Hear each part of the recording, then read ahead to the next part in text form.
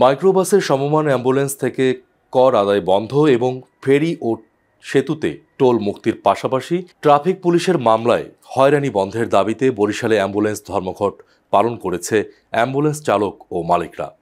রোববার 6 এপ্রিল সকাল 8টা থেকে দুপুর 1টা পর্যন্ত চলে এই ধর্মঘট। ধর্মঘট চলাকালীন সময়ে চরম ভোগান্তিতে পড়ে রোগী ও স্বজনরা। ধর্মঘট ডাকা মালিকদের সাথে কথা বলে জানা যায়, প্রতি বছর নবায়ন করতে গেলে মাইক্রোবাসের মতো অ্যাম্বুলেন্সকেও এআই বাবদ 30,000 টাকা অতিরিক্ত প্রদান করতে হয়। কিন্তু অ্যাম্বুলেন্স হলো একটি সেবা খাত, তারা অনেক সময় গরিব রোগীদের বিনামূল্যে বহন করলেও সেতুতে 1000 টাকার উপরে টোল ধার্য করা হয়।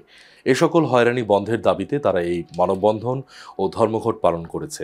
পরে অ্যাম্বুলেন্স মালিকদের কেন্দ্রীয় সংগঠনের আশ্বাসে আগামী 12 এপ্রিল পর্যন্ত ধর্মঘট স্থগিত করা হয়।